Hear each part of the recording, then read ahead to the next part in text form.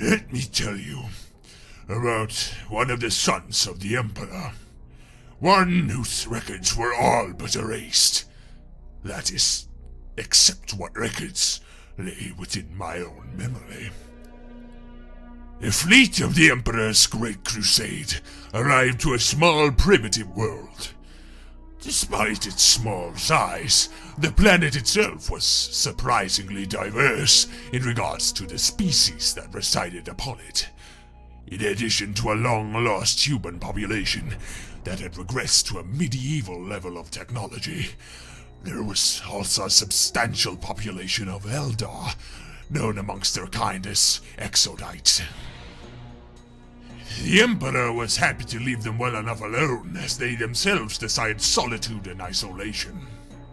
Feral orc tribes had also sprung up upon the world's surface. Though that was to be almost expected of most worlds, the greenskins were not more than a nuisance, an infestation needing to be cleansed by fire and blade. What was surprising, however, was the fact that there was an orbital platform for a squat mining colony. It was from these diminutive abhumans that we managed to acquire so much information in regards to the Emperor's lost son. They told of a comet crashing into the planet's surface, landing just outside the largest concentration of the primitive human inhabitants. Of the people talking about this star child, who grew into a mighty hero in but a few short months. The leader of the squat mining expedition, a stout fellow named Kurgan Ironbeard, also told how his party was swarmed by the native Xenos population of hominid rodent creatures. Before this man had slain them all with only the jawbone of a livestock animal. Thanks to the squat's own notion of honor, Kurgan had gifted this man his personal thunderhammer, a mighty heirloom of his house called Galmaras. I questioned the gifting of such a piece of technology to a man with a primitive mindset, but given how the recently recovered Lehman Russ turned out, despite his childhood on a world even more primitive than this one, I decided not to reprimand the squat. The Emperor decided to make planetfall along his two sons, Lehman Russ and Horus Lupercal, along with their legions, the Luna Wolves and the Volca Fenrica, as they fancy calling themselves. Amusingly, the primitive locals began to bow upon laying eyes upon Russ and Horus, chanting the word Ulrich over and over. I suspect it must have been a figure in their primitive pantheon. The Emperor took note that this man had united all of the human tribes into an empire, and had clearly made an impact upon the humans here.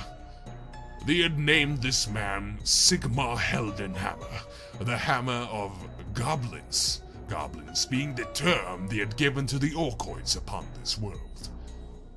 This Sigmar began to tell many stories about his battles with the savages of the northern wastes and against the hordes of the undead and the god of death itself. I sensed something amiss about this man, as if his mind was fractured.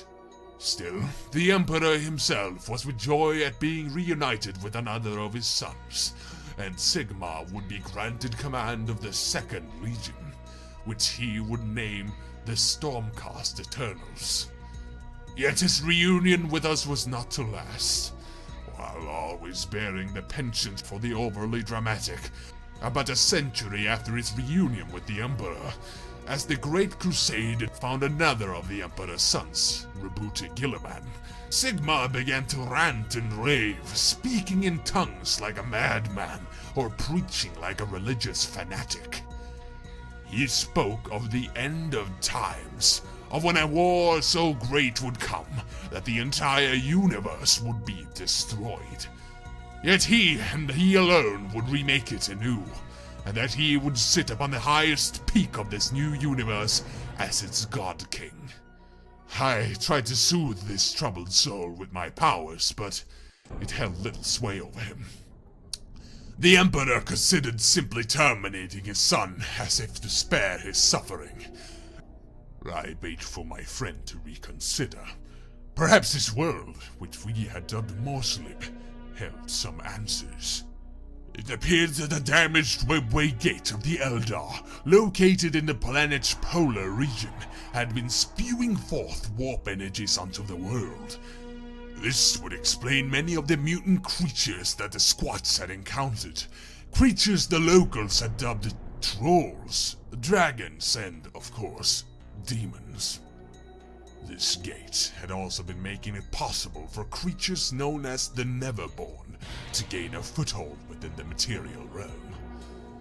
In addition, the planet itself was becoming geologically unstable, as if one day it would be ripped apart completely by its own barely contained energies. We soon received word that the Second Legion's flagship, the Celestial Dragon, had unleashed drop pods onto the world. Reports from the ships were disturbing. Sigmar had gone on a madness-induced rampage. He had executed many of the men upon his ship, and along with the most loyal members of his Legion's first company, who would follow him to the very edge of hell itself, it seemed, returned to Morslib's surface. His Legion also reported that Sigmar had kept screaming that the end times were upon us, and that by destroying all the evil in his world, he would ascend to godhood, and that the golden giant, the god of winter, nor the god of death, would halt him in his quest. The Emperor was distraught by this news. He had hoped for his son to be treated and cured of his madness. It was then, with a heavy heart, he had ordered the Great Fleet to open fire upon the world, to target the Webway Gate. With a blinding flash, the world was vaporized. All life upon it, human, Eldar, and Orc alike, was extinguished. When Horus asked why the Emperor had done such a thing, the Emperor replied simply, "I can accept my son dying, but I cannot accept him being broken in mind, body, and soul. He was a flawed creation who craved immortality and godhood. He will never become immortal." That was when the Emperor decreed to wipe all mention of the Second Legion from history, and the remaining Stormcast Eternals were integrated into the Ultramarines. Sigmar will never be spoken of again, as if he never existed.